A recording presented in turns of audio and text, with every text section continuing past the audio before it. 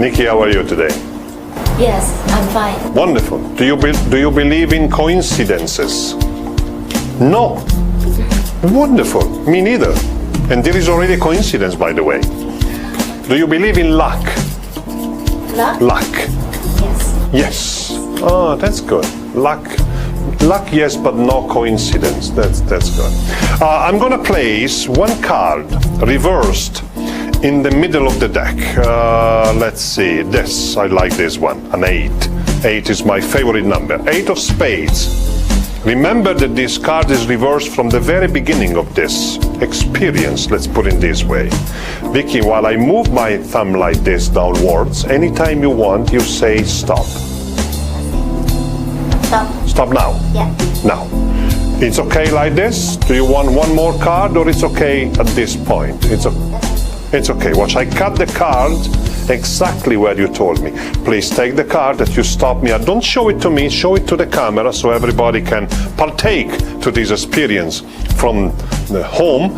Place the card there, please. Remember your card. Wonderful. Card like this. Watch, we cut the deck.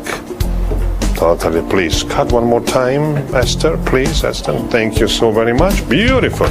We shuffle again. We shuffled before, but we can shuffle again and so on. My card is still there, face up in the middle of the deck. Still there, okay? I separate the deck into two. So you know that the deck has 52 cards, so 26 and 26. 1, 2, 3, 4, 5, 6, 7, 8, 9, 10. Please check with me because I'm very bad in math. 11, 12, 13, 14, 15, 16, 17, 18, 19, 20, 21, 22, 23, 24, 25, 26. Am I correct? Beautiful. Watch, I take cards from each packet, one at a time from each packet, until my card will appear. My card is the 8 of spades, okay? We shuffle the packet. Yes, we shuffle the deck, we cut the deck, you cut the deck. Would you say it's a good trick if your card is this one, next to my card, exactly in the same position, but on the other packet? Would you say it's a good trick? Maybe. I would say it's a damn miracle. What's the name of your card, Nikki? Heart of the 7. Yeah, please turn it over and see what happens. What? Oh yes, it is. Oh yes, thank you. You see, here is the coincidence. Yes. I ask you, do you believe in luck? And this is the luck. Oh, Oh yes. that's good. Oh, thank you. Thank you. It's a magic. Thank you. Coincidence and luck, when they encounter each other, they produce miracles. Watch. One red ace, they're all red cards. One black ace, they're all black cards. One red ace, they're all red cards. One black ace, and they're all black cards, of course. Yes, you did it.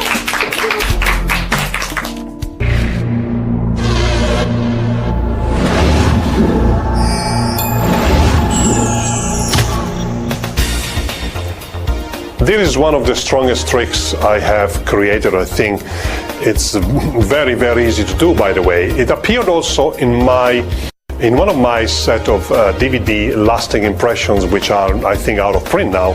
And I changed the handling considerably, and it's much, much better in this case, I think. So you have the deck, which is a whole setup. Let's say that there are red cards on top, with an ace on the top and an ace on the bottom of each section, like ace on top and ace on the bottom of each section, all the black cards and all the red cards. It doesn't matter which cards are on top or on the bottom. In this case, the top cards are the red ones. Be very sure you have a deck of 52 cards, otherwise it doesn't work. So if you use a deck by a spectator, taken by a spectator, please check you have 52 cards, remove the jokers and so on. I shuffle the deck by using the Ireland shuffle. I do it very slowly. You take single card, one card at a time in this case, because you want to keep the aces in position, and then small packet of cards, 3, 4 cards at the same time. And when you feel that you approach the middle of the deck, you take single cards And when you feel that you are beyond the middle of the deck, you keep on taking again small packets of cards until the last one, which is the ace. So you have simply reversed the color. The red now is on the bottom, but kept the aces in position. Okay, and you can if the best way to explain this to see how it works is face up. Of course, in actual performance, don't do it. Like one and then small packets of cards like this, and when you approach the middle, you feel by the fingers and the thumb. You take single cards, and when you feel again that you are beyond the middle of the deck, you take small packets of cards until the last one. Now you keep the cards towards you, and you take one card from the upper section, in this case the red card. Basically I take the one which is next to the two aces, flip it over and place it between the two middle aces. And I repeat, of course you do this while the backs of the cards are towards the spectator, but don't try to hide that you turn over one card. Actually, you emphasize the position, you emphasize that there is only one card reversed in the middle of the deck. Now watch carefully. The only move of the routine is this. You don't have to force a card, but you have to force a card from the bottom section. In this case is the black one. So you riffle down with the thumb, and then I start talking by saying, please tell me stop when I move my thumb downwards. And while I talk, I already move the thumb so they don't stop me on the upper section. It's a very subtle tip, but very important. Stop like this. Because it's not a force, I can say, do you want me to go one card further down or two cards? It doesn't matter. Openly and very clearly, you cut at this position. Look, this is the only move of the routine. Cut the deck like this, show the card to the spectator, the four of spades in this case, like this, and then place these on top. That's it. Now you can cut as many times as you want. The spectator can cut as many times as you want. Be very careful. You don't want this kind of cuts. Only one cut and complete, not three or four. You can do the Chalier shuffle, which is, it gives the impression that the cards are completely shuffled, totally at random. This is very strong and it's very easy. Basically, it repeats the action of a single cut. You take few cards from the top, push some cards from the bottom, take them to the top, cards from top go to the bottom, bottom to the top, top to the bottom, bottom to the top, top to the bottom. You don't need to know how many cards you cut. You don't need to know how many times you do it. It's very, very strong, and it gives the impression that you are shuffling the cards. The clumsier, the better, actually. You show that the cards is still there. Now, there is always the part that is very difficult for me to explain. If you remember, you have the four aces. You produce the four aces, and then you have some cards below each ace. Choreographically speaking, it's much better if you have almost the same amount of cards below each ace. In this case, you want to cut. To obtain that, you want to cut that card more or less 12 or 13 or 14 cards, either from the bottom or from the top. So you already see that you have less than 13 cards. So in this case, you simply cut a few cards from top to the bottom. So you have that cards about 13, 14 cards. Now watch, you count 1, 2, 3, 4, 5, 6, 7, 8, 9, 10, 11, 12, 13, 14, 15, 16, 17, 18, 19, 20, 21, 22, 23, 24, 25, 26. And when you count the 26, please don't reverse the order of the card. You just take them one under below the other. Now watch, you take cards from the top. You have three miracles with nothing, basically. It's a very, very strong effect. You take cards at the same time. The spectator can do that, no problem. You ask the coincidence, and there is the coincidence. And then you flip over the top card, you have the four aces, and not only that, you kill them by showing that below each ace you have all the cards of the same colors. It's very difficult to follow a trick like this.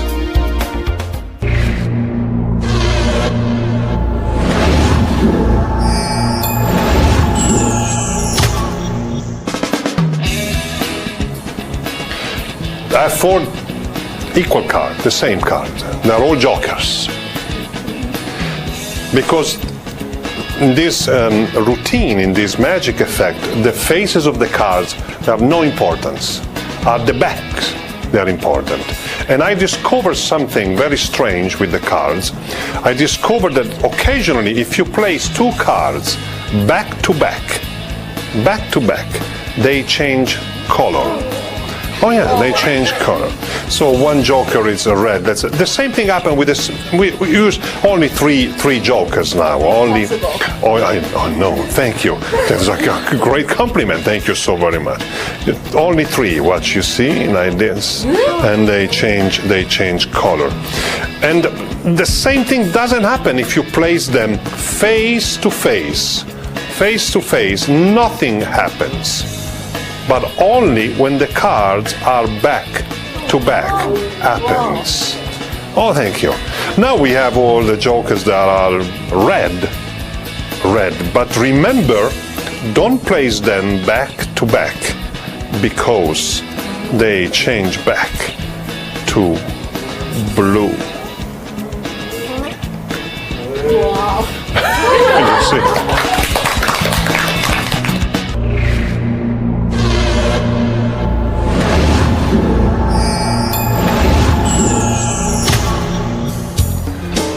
Contrary to magicians' opinion, I still love packet tricks. I love packet tricks because it's amazing, still amazes me how the amount of magic that you can produce with just a few cards. And this is a wonderful example. It's based on a blushing joke as a trick by the late Peter Kane. I love this trick so much, and actually this is one of the few tricks that occasionally I do with music. So I know you don't believe I can shut up my mouth for a few minutes, but I do. And sometimes when I go in other countries where they ask me to do something for the TV, and of course I don't speak the language, I use this trick just with music, and it's great because you don't have to explain much. It's so visual and so on. You need a double back card, red and black and blue, 3 blue back jokers and 1 red back jokers. Of course you can do the opposite. You can have 3 red jokers and 1 blue, but in this case it's 3 blue and 1 red, and this is the double back card. Okay, you spread the cards, keeping the last 2 as one. I always like to keep the 2 bottom cards together, or when you need 3, doesn't really matter, with the little finger like this, and it's very easy. You show the cards like this and they stay squared. Okay, you do exactly the same thing face down, and when you square, you take a break below the top 2 cards of the deck. It's very, very easy. You just square the cards, and on squaring, you take a break below the top 2 cards of the deck. Flip them over, move the top to the back, sliding it backwards like this, and one joker has changed color.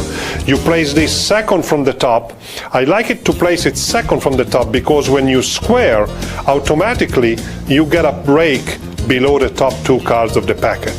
Flip them over and you deal the joker on the table. Apparently it's red, but it's already blue, and the double back card is here.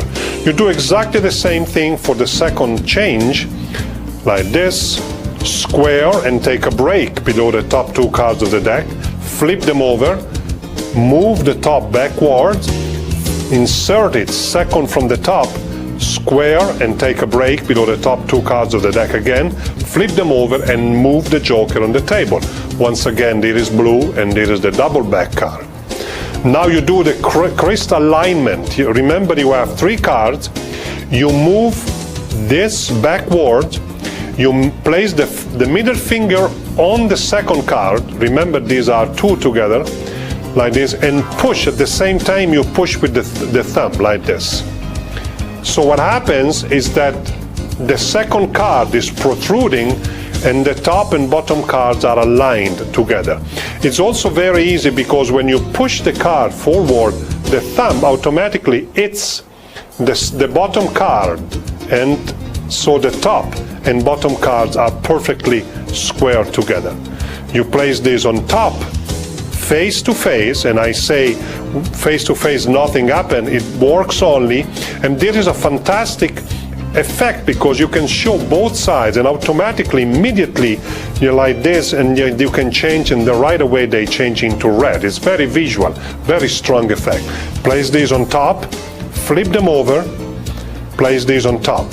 So there is the situation, okay? Now you perform what is a kind of a frustration count used with both hands. You remove the bottom card, which is red, and you show red. Take the top one, and once again, you show red, but the top one is blue. Once again, you take the top one, which is blue, and you show red. So basically, there is the move. Take the bottom card, show two red, blue, but you show all red, blue, show all red. These are two as one. Now another beautiful change, flip them over, don't show it yet, keep them squared, and you perform the paintbrush change. You push two cards forward and you take this back, and you immediately you do an Ascanio spread and you can show four cards. Ascanio spread, you just don't pay attention to the color now. You take the bottom card with the forefinger, top with the thumb, middle finger, the bottom card, and you are automatically kept with the two second and third card together as one. So it looks like this. I repeat, don't pay attention to the color now. So you have four cards. And you're finished. It's fantastic.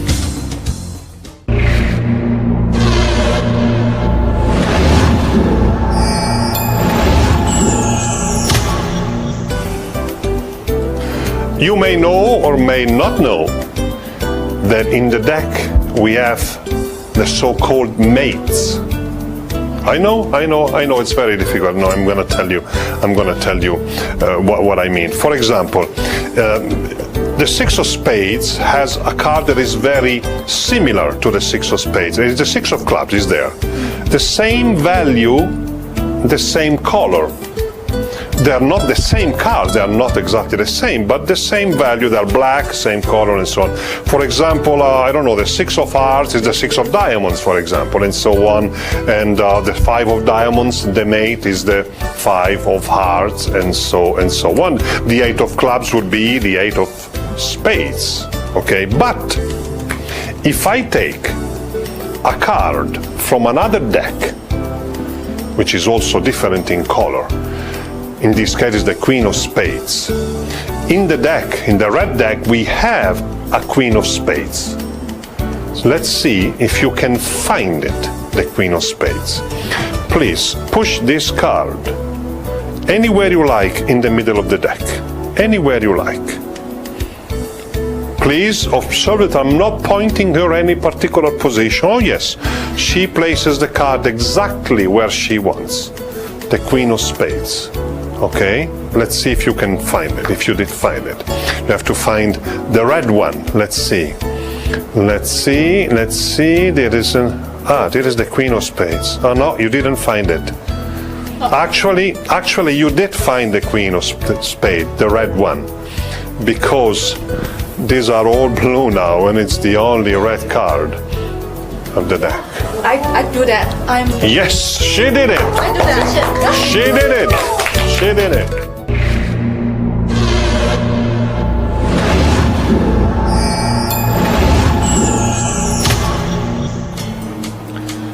Yeah, I dedicate this trick to Hong Kong, a city that I love very much. And I think it's a perfect opening trick for any magic session. It's a classic change of the color of the deck. Very easy, as usual, it's based on subtleties. And here I have a chance to say something about what I feel about some moves that usual magicians like it very much. You need a red deck, a full red deck, and you remove any card and then you replace that card, the same card, with a blue one. In this case is the Queen of Spades. You place this on top and you place the deck inside the blue box. Now many magicians, when they have this situation, they feel kind of guilty because let's face it, if you have a regular deck of cards in a box, you remove the deck and you don't do certain moves that usually you perform when you do this kind of routines. So you would spread the deck to the spectator or shuffle the deck and so on. But when you have a deck in this situation, red deck with a blue card on top, you find the need to do some moves like this kind of moves that really they're not very natural to show that the cards are all blue and so on.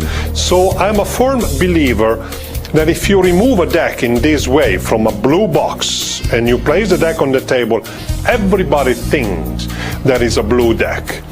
And if you perform some kind of moves that are not natural, you give the impression that you try to convince them, consequently trying to hide something. Okay?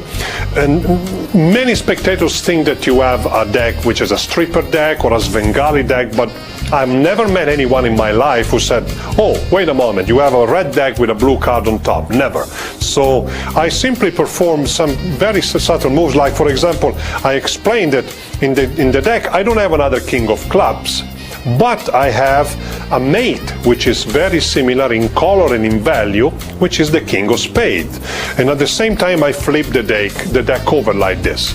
So I try to find the king of spades, but it doesn't matter if you don't find it. You just cut, oh, the eight of hearts, the mate is the eight of diamonds. And at the same time you can show apparently a regular deck of cards, but without doing all these strange moves and so on.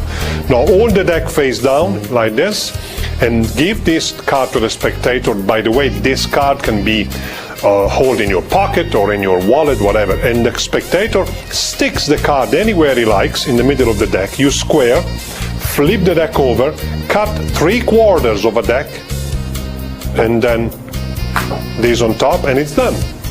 You spread again, finding the queen of spades, and here it is. Said, oh, you didn't find the other queen, but you find anywhere the blue queen, because all the deck now is red and the only queen of spades, it's blue. And you end up having a regular deck of cards that you can use for other routines.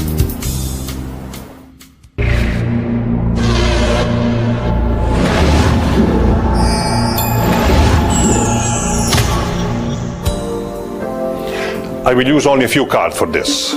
And precisely the face cards, the 4 jacks, the 4 queens, and the 4 kings, okay? And I will shuffle them in a very strange way. This is called the zigzag shuffle. One card goes in the zag, and one card goes in the zig. I wrote that myself. We can shuffle again. Please cut one more time. Please, Nikki, cut one more time like this. I want to be sure that we don't have 2 pairs of cards of the same color and of the same suit. In other words, you see there are jack and a queen, for example, in this case, the queen and king. There are not 2 cards of the same color and the same suit. There are not 2 cards of, for example, the 2 red queens or the 2 black kings and so on. They're all shuffled. Please, give me a number, Bunny, between 1 and 12. I have only 12 cards. Between 1 and 12, any number. 11. 11. Do you want to change it? No. Yeah. Yes, she changed it. She changed it. 5. Watch. 1, 2, 3, 4, and 5. Now, having eliminated 1 card, I have only 11 cards here. If I take cards 2 at a time, obviously I'm left with only 1 card. This is the card that you picked, and this is the card that remains, is the queen, the king of... Yes.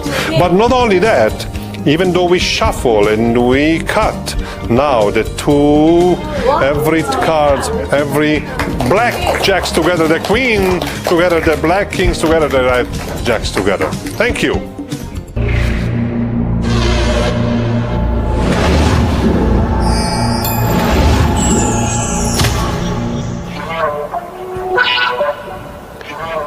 For this routine, you use only the face cards or the court cards, as you would say, and you remove them. You can remove them openly in front of an audience, and you set them up in alternated color like black, red, and the queens, you start with the same color of this card. Red, black, and the king, you start with the same color. Black, red, and red.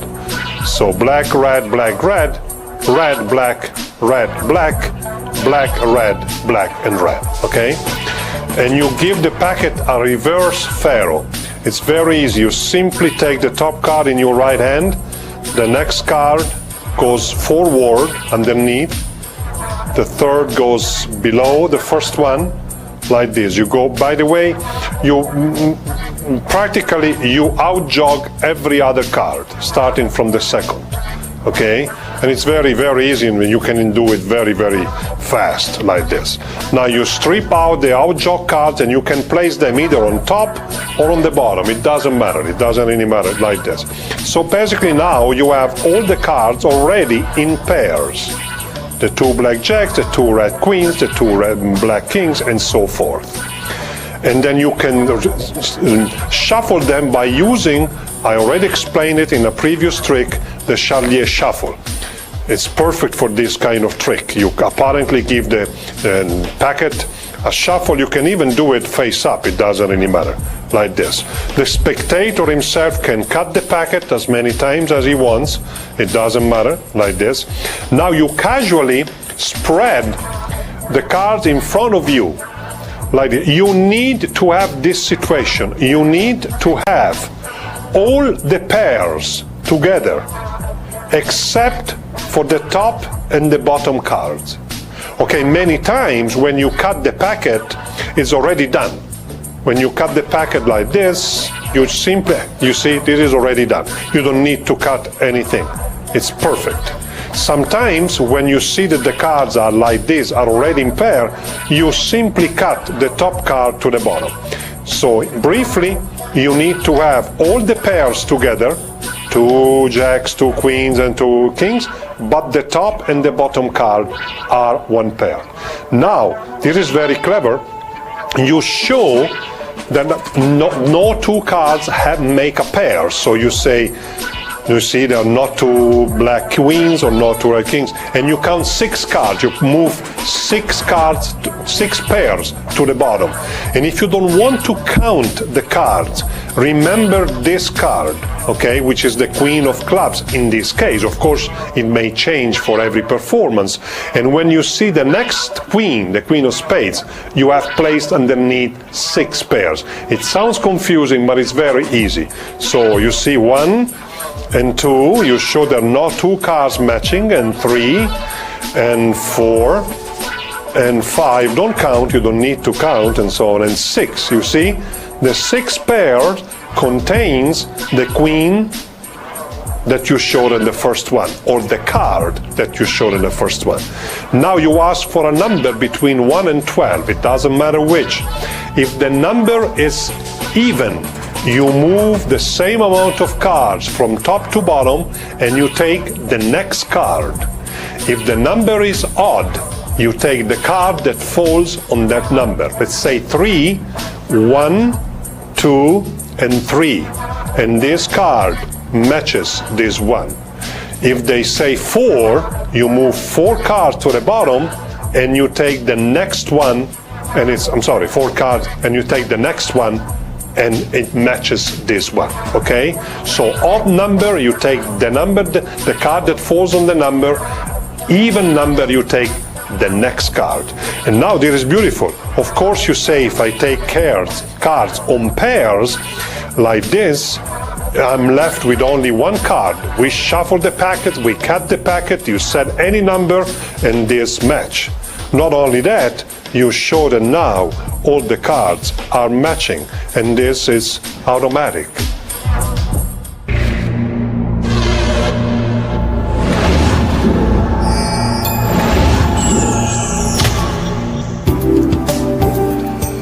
Many people think that magicians use sleeves. I'm sure that you thought about that. You see a dove disappear and say, oh, a sleeve. You see a handkerchief, oh, the sleeve, and so on. And you know why people think this? Because it's true. We use sleeves. No, it's not true. No, I shouldn't say this. Just 4 aces. Please. Nikki, would you shuffle the cards like this? Think of any ace. Don't tell me yet, just tell me. Just tell me in which hand do I have your ace? Right or left? Left. Left. There's left, okay. I mean this left. How many left do I have? I have only one left. In which hand do I have your ace? Left. Left again. Watch carefully now. I will place the cards here up my sleeve, just partially, as you would say, whatever that means. And there is an invisible little animal inside my sleeve that's going to pull your card up my sleeve and inside my pocket. No, don't be scared. It's not. It's a very innocent animal. Watch. Done. Only 3 cards. Is your card there? Is your card there? No? What's the name of your card? The ace. Ace of Hearts. Oh yes. Hold your applause. Oh, you are. Oh, thank you. Oh, thank you. Yes. Now I know what you are thinking. You are thinking that these cards are so small that they can go up the sleeve for real. But this is a little bit more difficult. Please, Michelle, shuffle these 4 aces. Actually, you can show them there are 4 aces. I mean, no problem, yeah. Big, a little bit bigger. It's cheaper than giving away binoculars to all of you. Think of 1 ace. Done? In which hand is your ace? This one. Once again, we shuffle the cards. And in which hand is your ace? This one again. Watch carefully now. I can place this up my sleeve. So let's imagine your card goes up my sleeve and inside my pocket. Watch. I don't even ask what's the name of your card. Now tell me, do you see your card there? No, your card is not there. 3 cards. What's the name of your card? The ace of? Wow, Spades. 很厉害啊你 Thank you. What is that? What is that? Memory. Oh, what does it mean? Excellent. Oh, excellent. How do you say it? 很厉害 Ali High. Ali High.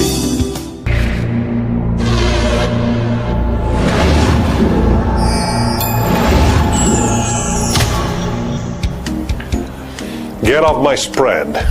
I remember when John Wayne would say that. Get off my spread, Pilgrim.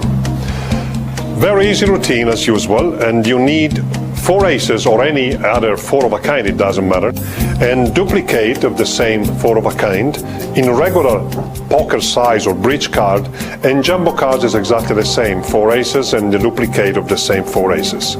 You keep this in your pocket. Remember the order. In United States it's very common the order chased, club, hearts, spades or diamonds, and diamonds, so I leave this in my pocket, club, heart, spades or diamond with the club outwards. It doesn't really matter. The most important thing is you remember. So this is in my pocket and this is in the other pocket in the same order, club, heart, spades and diamond, with the clubs towards the exterior. So that's a point.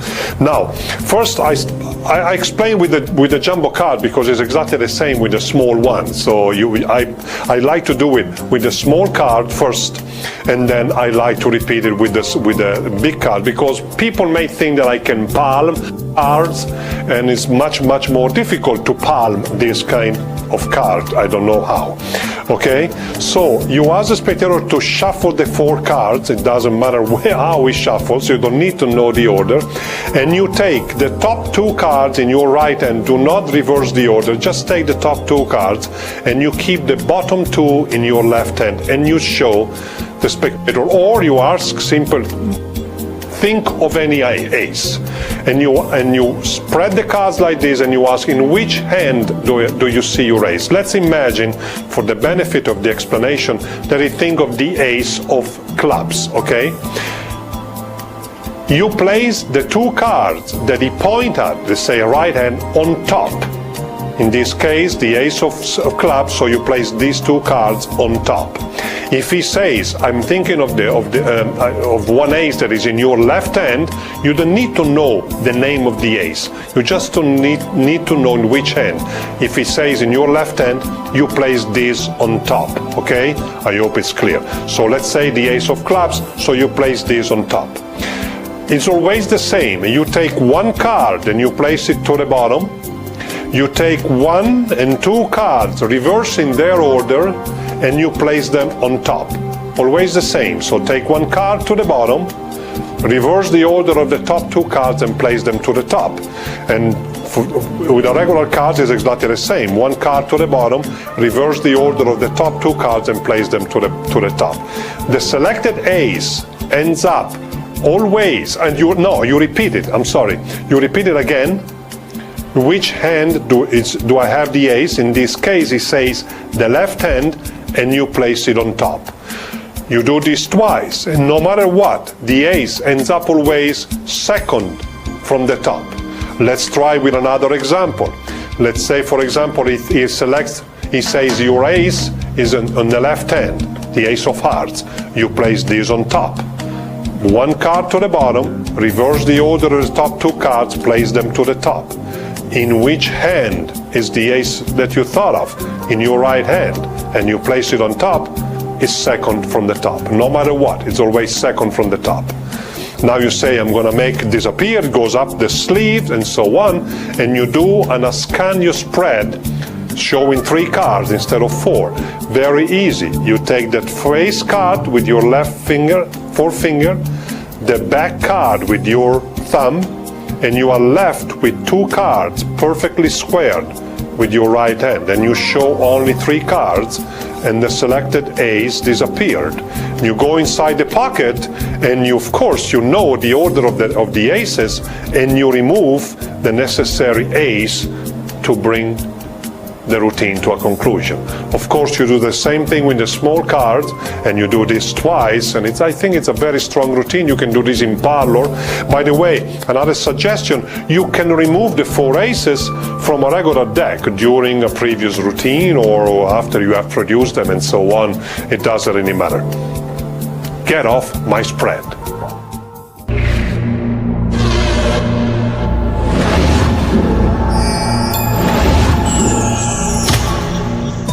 This is a classic of magic, and today I'm going to show you my version, which I called How to Kill a Classic. Piece of rope. You like rope? No. I know, I see. Now, by the way, do you have a pair of scissors? Do you have scissors? No? No, it doesn't matter. Look, my fingers are very... There, I can cut the rope. And this is another classic of magic. You have seen this many times before. You have a small rope, a little bit longer, and a very long rope. Do you know what you get if you cross an elephant with a kangaroo? Big holes all over Australia. But if you cross a small, a medium, and a long rope, you will have 3 pieces of rope exactly the same length. Hold your applause. Oh, you are. You are. Now watch. If I place 3 rope together like this, we have just 1 rope. Oh yes. Yes. Oh, thank you so very much. 2 ropes. 2 ends. Actually, we have 3 ends. Funny. There is a mystery. There is a mystery. 4 ends is another mystery. 4 ends means 2 middles, probably. 2 middles and 4 ends means 2 ropes. Much better now. Let's tie them together. Let's tie them together. Please hold this in your hand. Please those here in your hand. Watch. Whoa. And now you can add the rope that you wanted. No? It's okay. No. Have fun.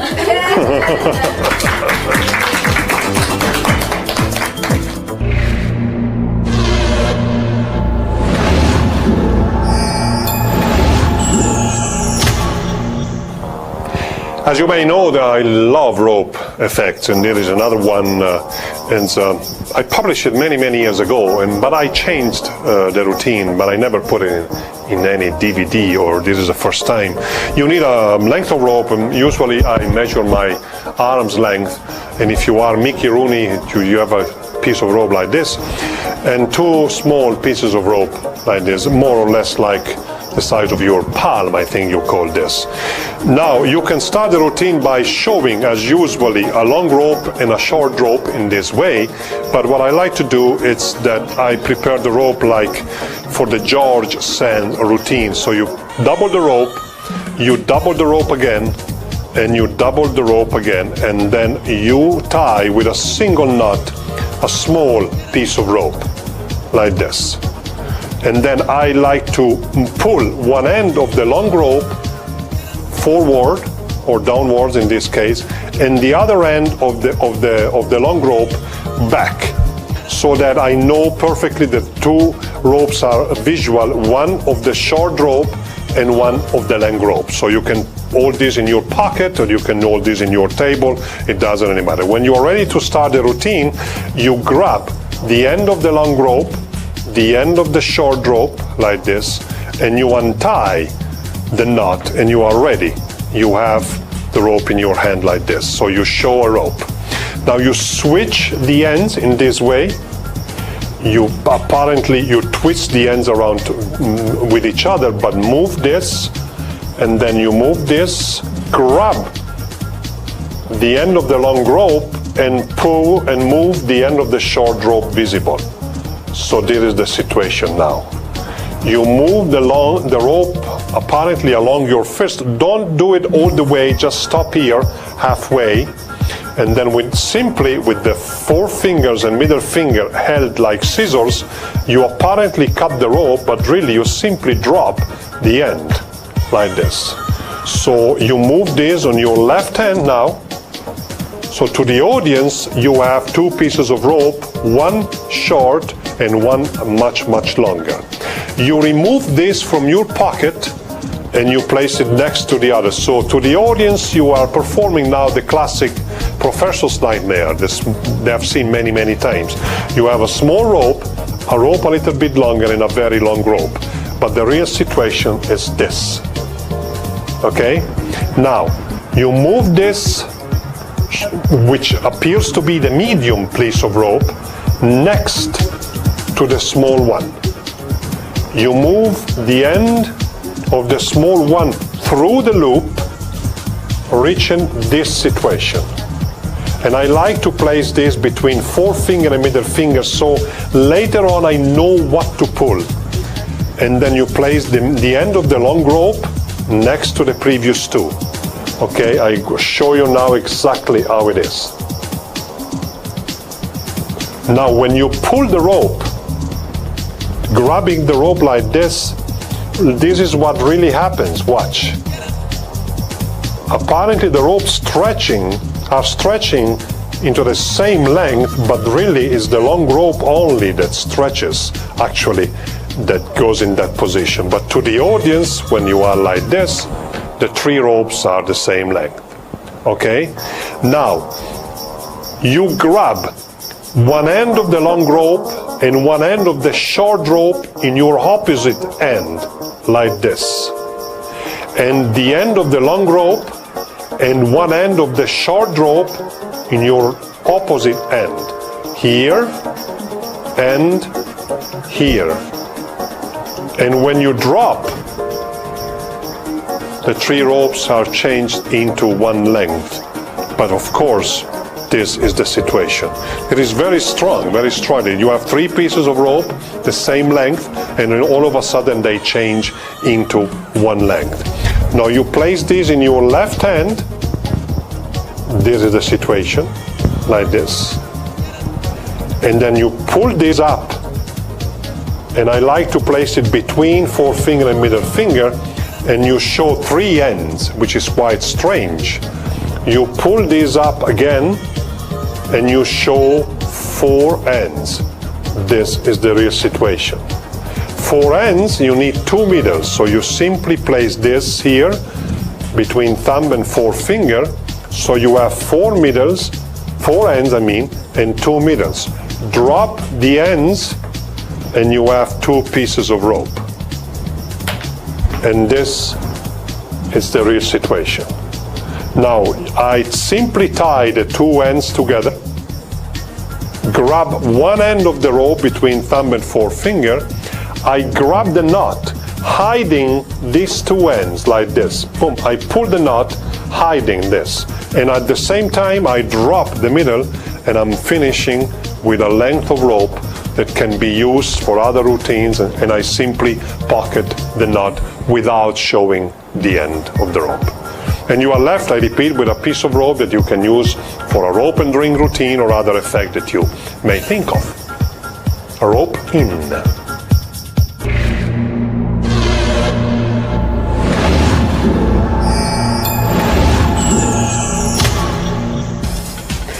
This time you don't have to pick any card. And actually I will use only the 4 kings. I see that when I keep the card like this, you are curious. You want to know what I do here and so on. So I will not ask you to pick any card because I will just use the 4 kings, okay? 4 kings, watch. 1 and 2 and 3 and 4. Please, Michelle, cut the deck into 2. Over here. Over now, yes. Oh, it's okay. It's not 2, it's 1. You cut another packet like this. That's good. And another packet. So you split the deck into 4 packets, okay? I will place the 4 kings, 1 on top of each packet, very clearly, okay? The first king on top. So we have 3 more to go, okay? The next king on top of this. 1 was here, 1 was there, and I'm gonna place the other 2, 1 here and 1 there. Ready? Very clearly, I place 1 king on top of each packet. Watch, my hand is empty. Take the first king, the second king, the third king, and here, all together. I know you don't believe me, so strange. I'm a very serious man. Now here the 4 kings are there. Yes, they are. But remember, you cut the packet, the deck into 4 packets. You cut them. I didn't know.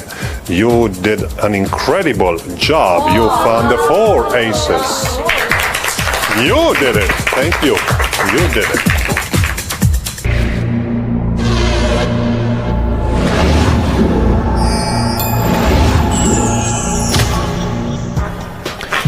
I have something similar to this in a previous DVD of mine, but I like this routine much better. I think it's much stronger from the audience point of view.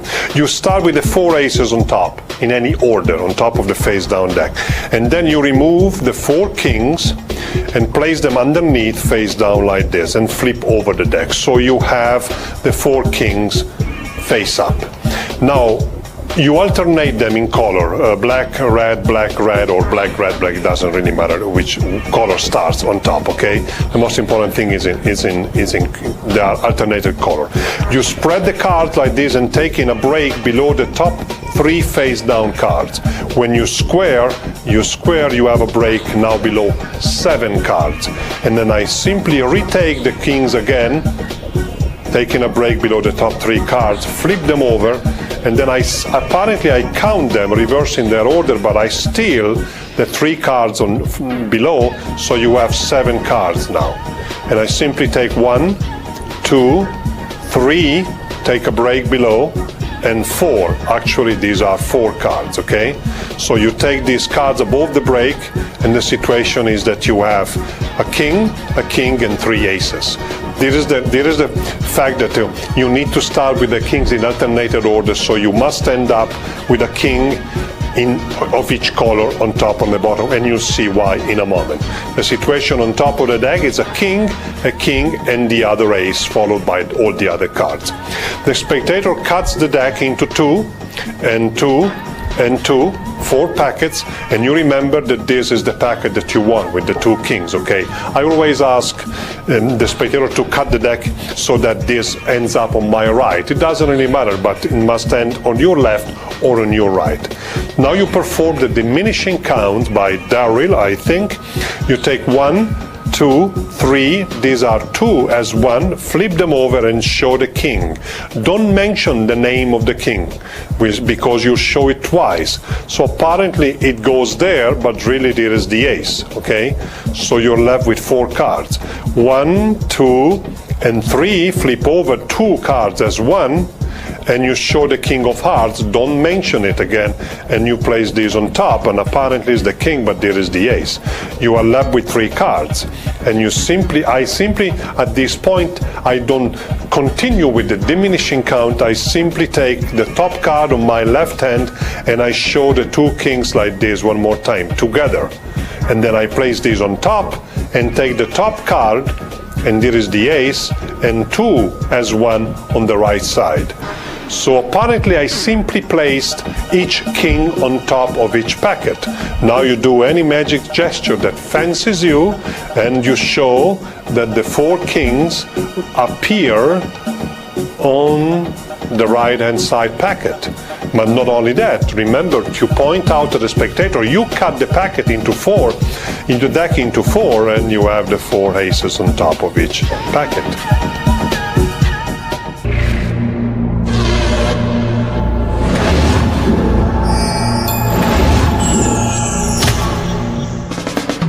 Well, we have fun, at least I have. I don't know you, but this is good.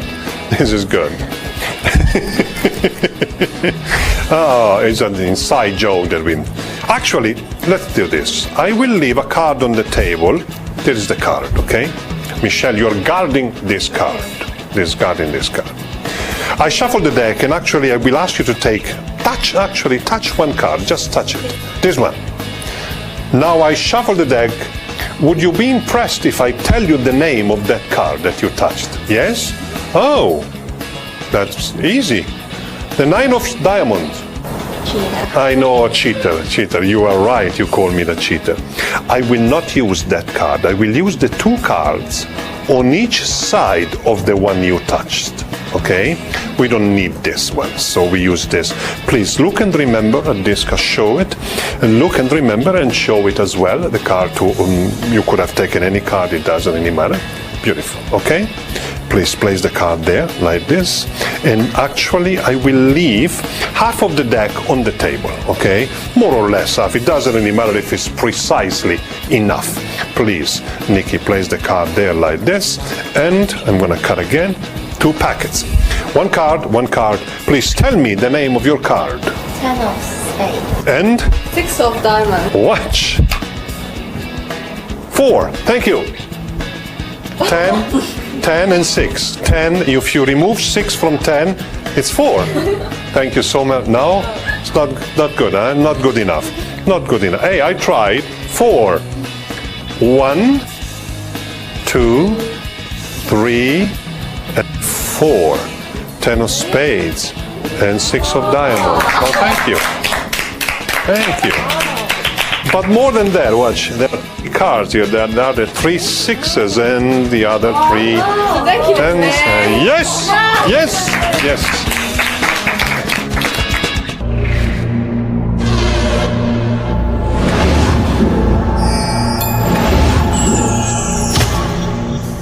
This routine requires a small setup.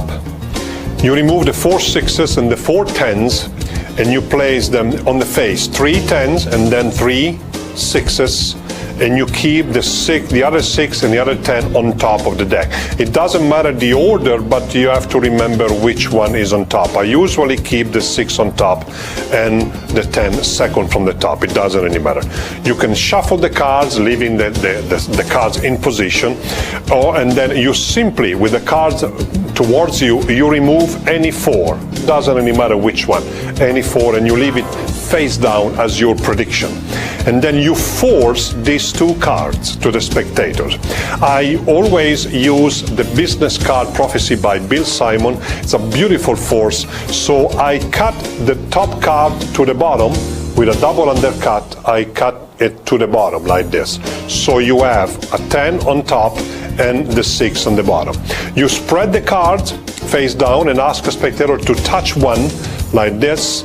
And I always ask to say, would you be impressed if I tell you the name of this card? Usually they say yes, and as a gag, I simply turn over the cards and I name it. So what happens is, you turn over the cards in this way, you grab it with the thumb, turn the right hand over the card face up, and you place the left hand cards on top. So basically, under the excuse of simply turn over that card, you have placed the face-up card between the 6 and the 10. It's a beautiful, beautiful force.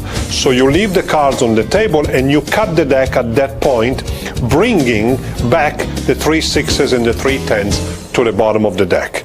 So you place these in the middle of the deck. This is the 6 and this is the 10. So you have forced these 2 cards.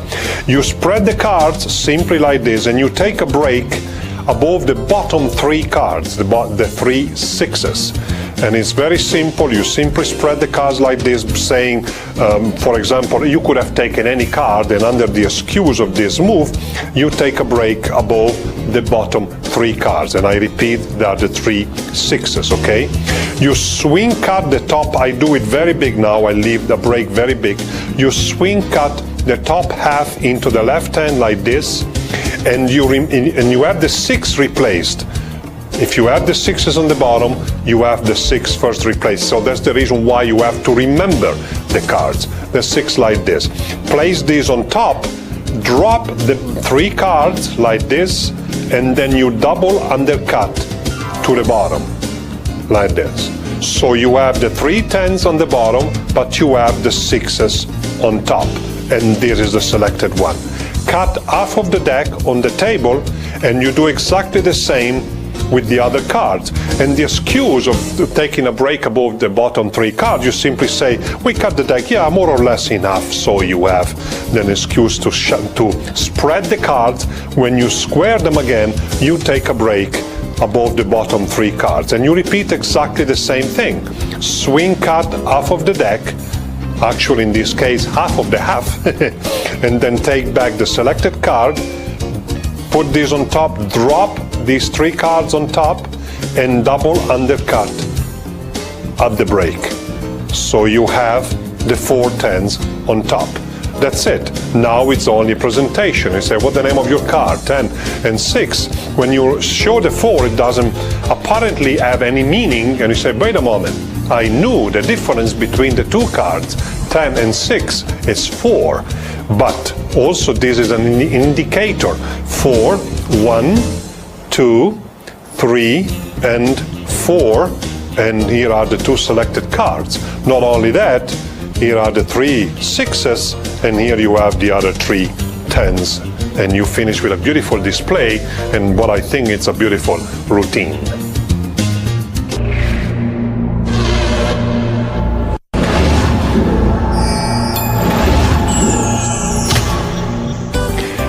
Occasionally, sometimes when you buy cards, they don't print them.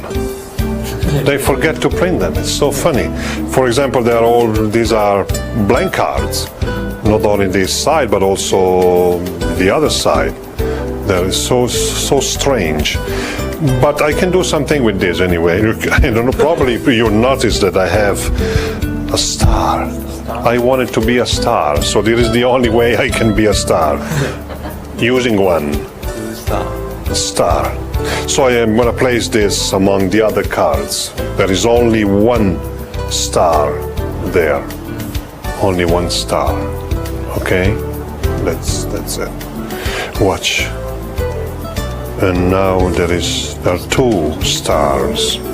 And there are 1 and 2 and 3 stars. So only one card is missing one star. Only one card, and yes, that's the card.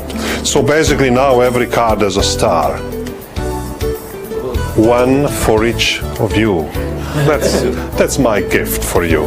But all of a sudden, this star disappears, and this star disappears, and this star disappears, and because I want to put all together, the stars all together, so.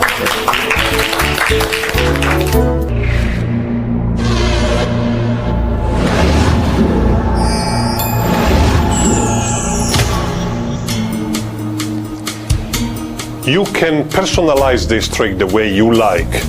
For example, during the performance I use stars, but you can use hearts, you can use smiley faces, if you work for trade shows, for example, you can use the stickers of the company or anything you want. If you know the names of the spectator before you start the trick, you can use the name of the spectator. You can write the name of the spectator and you multiply the name of the spectator. It's really strong. It's entirely, for walk-around situation, great. It's entirely performed in your hand. So the setup is you need one card, 4 blank cards, by the way, blank on both sides, and you stick a star or whatever sticker you want in one side. One card remains completely blank. This has 3 stars and one card is blank. So there is the setup.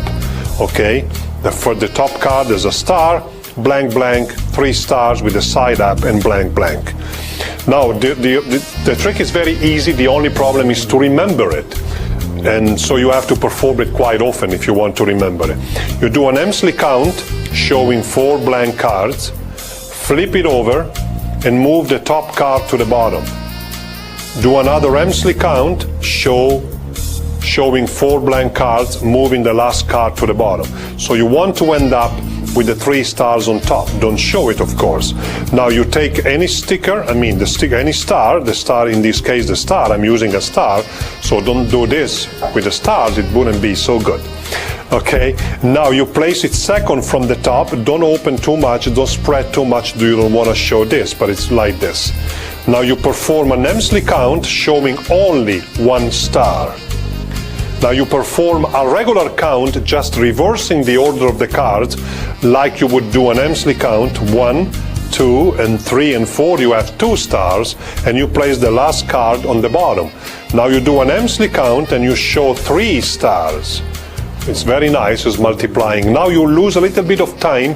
You want the spectator to forget the position of the card that still doesn't have any star. You do a double lift, 2 cards as one, and you perform the paintbrush change. You move 2 cards backwards and you push them forward and remove the top card only, and the card has a star. It is very strong. And you leave these on the table or on between the hands of the spectator, and then you are ready for the climax. That's it. Now you show 3 stars with a frustration count, 1 and 2 and 3. I've already explained it before, but just in case, take the top card and the top card and the top card. Now you perform a double lift, very easy. You buckle the bottom card, double and show that the star has disappeared. Really, it's here. This is normal. You can show flip forward and flip over, and you have the 3 stars disappear. You can briefly show the cards both sides, and now you show that the 3 stars are on the same card. Very simple, very easy, but I repeat, the most important feature of this trick is that you can personalize it, customize it according to the occasion that you are working for, and you will use it often.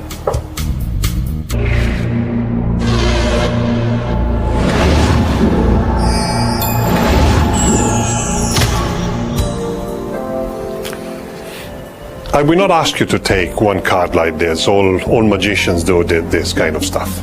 I do something different. I will place 3 cards as a prediction on the table like this, okay? And then please touch any card, bunny, anywhere you like. This one. Actually, do you know what? There is a beautiful card, the 8 of Hearts, and it's my favorite card, I probably already told you. But we're going to take the 2 cards on each side of that. On each side, okay? Okay, wonderful. First of all, watch. These are the 3 cards. Here is the first card, or the 10 of clubs. Watch. The 3 cards I placed on the table were the other 3 tens. Oh, thank you so very much. 1, 2, and 3. I'm going to place the last one in my pocket. Actually, I leave it protruding like this. The last card that you have selected is the King of Spades, and strangely enough, here we have the 4 kings. And I know your silent questions, where are the 10s? Of course, 1 10 is in this pocket, 1 10 is in this pocket, 1 10 of course is in this pocket, and 1 10 is in this pocket.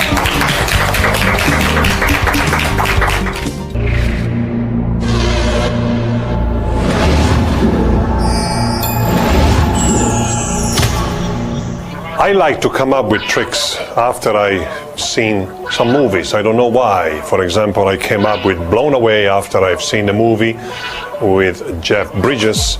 And after I saw the movie Deep Impact, I came up with this routine, which is very simple but very effective, actually. You need 3 duplicates of the 10 in this case, the 10 of spades, the 10 of hearts, and the 10 of diamonds, and you place them in 3 different pockets except the outer breast pocket. Okay? And from the top of the deck, you have 3 kings, the 4 tens, and the 4th of 10 is the 10 missing of the 3 duplicates, in this case the 10 of clubs, and then you have the other king. Okay, 3 kings, the 4 tens, and the other king. So you are going to force these 2 cards. So this is the setup on top. You take 3 cards, at the same time you spread 3 more cards, and when you square, you take a break below the top 3 cards. Okay, so you simply show these 3 cards. Don't show the faces, but just show them like this. And when you square them, you steal the cards above the break, so you have 6 cards on the table. If you are afraid that the spectator can spot the amount of cards, you can have the card case on the table, and you place the cards behind it like this. It's very simple. Now you double undercut the 10 to the bottom. I already explained the double undercut, but just in case, take a break, take the bottom half, place it on the top, and take all the other cards on the bottom. So you have the king on top and the 10 on the bottom. And you perform again, in this case, the business card Prophecy Force by Bill Simon. The spectator touches any card like this, and you take the protruding card with your thumb, turn it over, place this on top.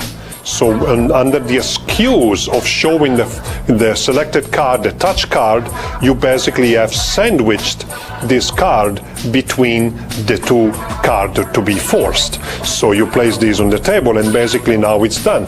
You take the 10, always the 10, and scoop the cards up, and you show that your 3 cards that you place on the table were the other 10s. I like to do this kind of spread. I like to take the first one, the second one, and the third, I leave it protruding in this way. So remember, you have 4 cards here. So in this case, you have simply the chance to cover every angle, so you don't show this. In front you have the finger and the card that covers. This covers the left side, and the right hand covers the right side. This covers the left side. So they don't have a chance to see that these are 4 cards, but just do it. Remember though to keep the 10 of clubs on top. Now you place the top 3 cards, apparently the 10s, but really the king on the table, and you take these and you place it inside your pocket. There are 4 cards, remember, 4 cards, okay? Place this, and when inside the pocket, I drop the cards and I remove the face card, which is the 10 of clubs in this case, and I leave it protruding in this way. Now it's done. Now it's a very, very strong effect. You take the other selected card, scoop the cards up again, and then you just simply turn over, or if you want, you can do this kind of spread, which is always very nice, and it looks very nice. And I'm going to show it again. You take the top 2 cards in your right hand, the 4th finger goes underneath like this, and you move with 4th finger and middle finger the 2 cards. You pivot them around, bring the middle finger on top, the 4th finger underneath, flip them over, and then you grab these 2 cards between thumb and little finger like this, and you spread the cards. It's a very nice display. It's always an applause pulling position. And now you remove 1 10, the other 10 from the pocket, the other 10 from another pocket, and the other 10 from another pocket, and you finish the routine. Now, and by the way, the deck is complete now. You can use it for other routines. If you don't have the duplicates, you can simply remove the 4 10s altogether from the same pocket. Or you can place apparently only 1 10 inside the card case, and then after you have produced the 4 kings, you remove the 4 10s from the card case. Either way, I think it's a very strong routine. David Solomon has something very similar to this, but I came up with this routine independently, but they're both extraordinarily nice to perform actually. I like to do this routine because it contains a lot of effect tied together and two very strong climaxes, whatever that means.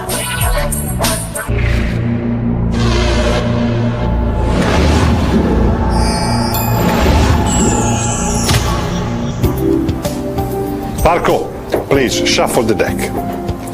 But don't change the order of the cards. No! Kidding. Take any card, take any ordinary card if you can find one. Show it to everyone, don't show it to me. Show it to all your friends.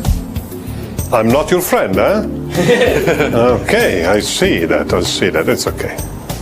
I will remove the 4 aces. Because I will ask the 4 aces to find or help me find your card, okay?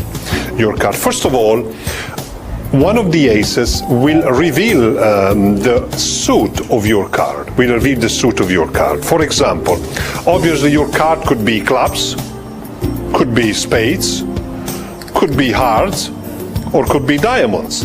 Very intelligent. Then you pay me for this thing. The reason why I say that is because if I place the ace on the bottom like this and it jumps to the top, it means that it's not the suit of your card. Let's say that, it jumps to the top. So it's not clubs. Your card is not clubs. For example, the other ace, the ace of hearts, I place it to the bottom, and if it jumps to the top, it's not heart. Your card is not heart. It's not a heart. You see, it works like this. They reveal. The next card is spades. Spades, I place it on the bottom like this, and it jumps to the top. It's not spade. So must be diamond. Please put your hand like this. I put it like this, okay? Watch carefully. Now, with your hand, you do this over the deck. And one card will flip face up. Watch.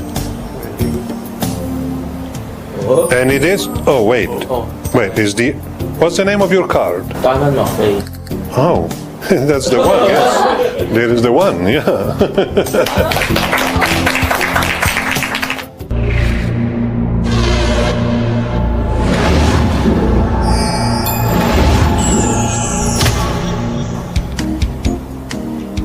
Once again, I am into the Obzinzer theme, which is a theme that I like it very much. Obzinzer has 2 themes that I like very much. This with the 4 aces and another one with the king and the queens that they mate, actually. You have a card selected and you control it on the top. It doesn't really matter which card. Is not a forced card. So usually I take the card back like this. Let's say it's the 9 of diamonds. I leave it face up so you see what it was, and I always use a double undercut. So I place the other half on top, take a break, and double undercut to the break. So I take a break with the thumb, cut half of the cards to the top, and all the cards below the break to the top. So there is a selected card goes on top. While I remove the 4 aces, I glimpse the card. So I know that is a diamond in this case. You need to remember the suit of the card. If the card is an ace, if the selected card is an ace, remove the 4 kings. It doesn't really matter, okay? It doesn't really matter. So you remove the 4 aces. As you get to them, you put them in a spread, in a off-jog condition, like this. Where are the others? Oh, there are they. Now, you flip them over, and you flip them on top, face up on top of the deck. Now, the ace of the same suit as the selected card has to be 4th from the top. In this case, it's already there, so I wouldn't need to change any card. But if it's like this, for example, you show the 4 aces, and then you square them like this. In any way, the ace with the same suit as the selected card has to be 4th from the top. Take a break below the top card of the deck, and when you square, you steal that card below the aces. And you leave the deck face up on the table. Now you take the first ace, face down on the bottom, and on the bottom, and on the bottom again. So this is the final situation at this point. The selected card is the top card, and the ace the same suit is on the bottom. And you explain that if the ace comes to the top of the packet as not the same suit of the selected card. So I perform a double lift, which is a very easy automatic double lift. You will use this for the rest of your life because it's so easy. Remember, suppose that you have only 4 cards, so you back spread the bottom 3 cards like this. Very easy. 4 finger, middle finger, ring finger, and you remain with 2 cards on top as one, like this. When you square, you flip over the ace of spades. Remember, these are 2 cards, and then you say if the ace of spades comes to the top, you place it to the bottom. Don't show it, but this is, and if it comes to the top, this is not the suit of your selected card. And the spectator says no. You place the ace on the face of the deck. You do the same. Back spread 2 cards. These are automatically as one. Flip them over. Flip them over again. The ace of clubs goes to the bottom, jumps to the top. It's not your suit. And the spectator says yes. This is the situation at this point. Now you take the top card, and then you flip over the bottom 2 as one on top, and you say the ace of hearts, place the ace of hearts to the bottom. Remember, this has to be only 1 card, it should be only 1 card, so keep them squared, place them to the bottom, flip this over, it's face up. At the same time, you take 2 cards as one. It is very easy again, you just back spread. It's automatic double lift. I don't know if this is mine or not. I use this for years and years. I don't know if it belongs to me, and I have no idea, but I like it very much. So like this, and you place this on the table. And you say, on the deck, of course, the suit of your card is diamond. And they say yes, but they don't know. This is already the selected card. Now you cut the deck like this. You spread the deck on the table, the ace of diamonds is face up in the middle of the deck, and this is the selected card. It's a transposition or a change. Very, very strong. You have a sequence of effects, and then, boom, a transposition and the revelation of the selected card.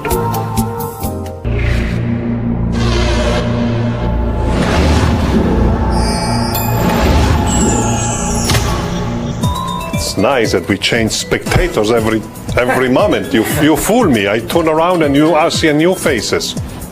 I'm that good. I change spectators. While I do this, please say stop. Okay, stop. This is your card. Remember that. Card number 1. Okay? Card number 1. Actually, let's go over here. Terry, anytime you want, you say stop. Stop. This is your card. Remember that. Okay? Okay. Remember that. Camera, remember that. 2 selected cards. Okay? This is very important. Very important. 2 selected cards. Do you see your card near the face of the deck? No. No. Do you see your cards near the top of the deck? No. No. So the cards are lost. My God. Actually, I will ask the deck to find your card in a very strange way. I flip cards over, face up, like this, and watch. And on one moment, do you see something? This is mine. Oh, this is yours. Oh, you see the 5 of hearts. Let's leave the 5 of hearts near Terry. And actually, let's flip over again, and flip over again, and flip over. And this is the second card. It's. Wait a moment. This is Terry. Yeah. What's the name of your card? 10 of clubs. Oh, there is the one there. There is the one there. So, and the deck now, it's all face down.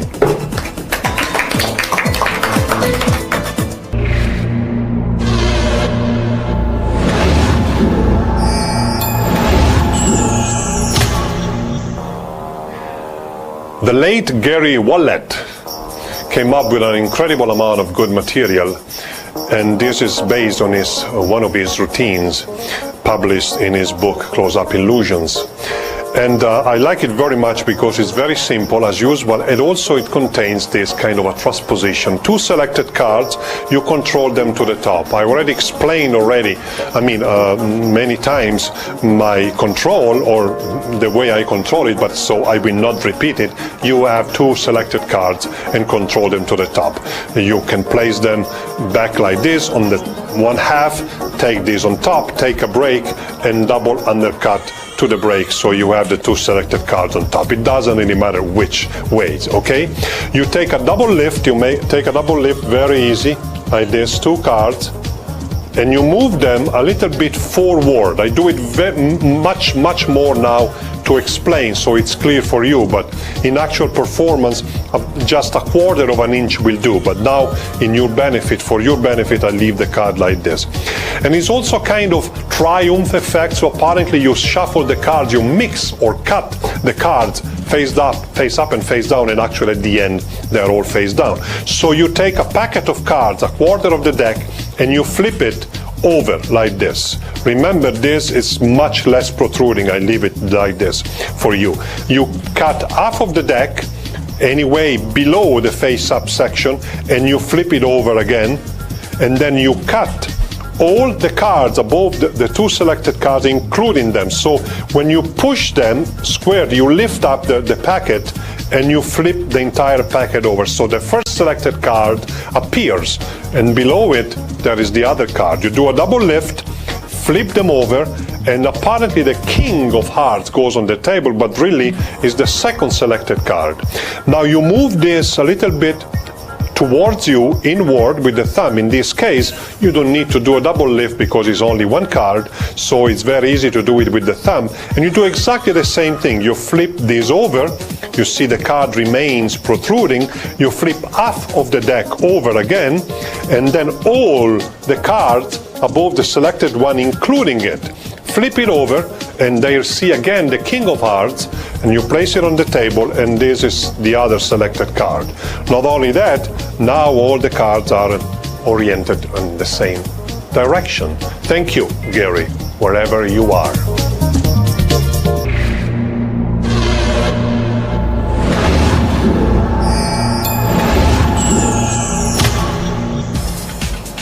Just a few cards. 1, 2, 3 of clubs and 3 jacks. Okay? Ace, 2, 3. I said 1, but it's ace. Ace and 2 and 3. Okay? Ace, 2, 3. Watch carefully. If I place the 3 on the bottom like this and snap my finger on the card, the 3 jumps to the top. If I place the 2 on top like this, snap the finger. Actually, you can do that. Beautifully done. And the 2 jumps to the bottom like this. The ace is still there. The ace is still there. 3 and 2 already did this job, their jobs. I place the ace in the middle, so we have 1 and 2 and 3 and 4 cards. The ace is not on the bottom. The ace is not on the top. Where is the ace? Middle. In the middle. Yes, you are right. It's in the middle. It's in the middle. Really amazing. Yeah. Wait.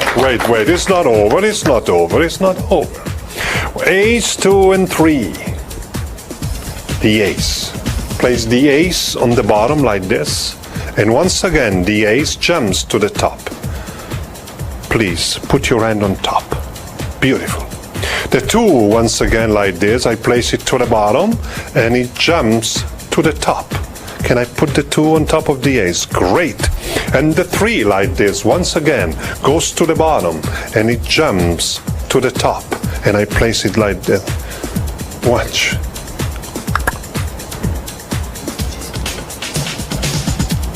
Turn it over. Yes.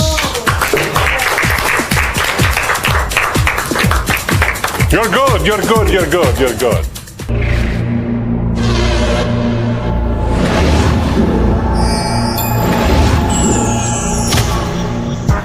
Another theme that I always liked is the elevator theme created by Ed Marlowe, if I'm not wrong. This is a packet elevator theme or routine, which I like it very much. As usual, it's simple. It contains a couple of surprises, of course, and you have 3 jacks or any other cards, it doesn't really matter, or 3 jokers, whatever, ace, 2, and 3 of clubs, or any other suit. You square the 3 cards, stealing at the same time any the top jack. So you take a break. When you square these on top, you steal the jack underneath.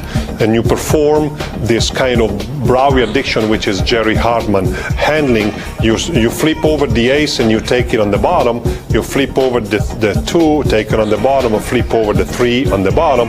So you place 1, 2, and 3. Actually, there is the jack, there is the ace, and there is the 2. So you place the 3 underneath, you say, and the 3 jumps to the top. And then you place the 2 on top, actually is the ace, and the top, and the 2 passes to the bottom. Now you flip these over and you scoop the 3, and at the same time take a break below the top card of the deck, and you steal the ace below these 2 cards. Okay, so you take the top card, you place it on the bottom, and you place the 3 and 2 on the table out of play. The ace is already in between, like this. Okay. Now I place these on top and I count 3 as 4. 1, 2, 3, and 4. Because it should be like this, or kind of an Emsley count. 1, 2, you place these underneath, 3, and 4. So 1, 2, and 3, and 4. You say, where do you think is the ace? It's not on top, it's not on the bottom, it's in the middle. Yes, of course it's on the middle, but not on this packet. It's on the middle of this packet, and as it is. Now you take 1, 2, and 3 is a routine in 2 phases. You place the ace on top. You say, do you want to see it again? I'm going to do it again. You place these on top, and you do a buckle, and you take 3 cards to the bottom. You spread and you buckle the card like this and take 3 cards to the bottom, apparently moving the ace to the bottom. And then you do a double lift, 2 cards as 1, and flip the ace over, and you place it on the table, but really is the jack. Exactly the same with the 2, like this. Place the 2 to the bottom, double lift, the 2 comes to the top, place the 2 on the table, really is the jack.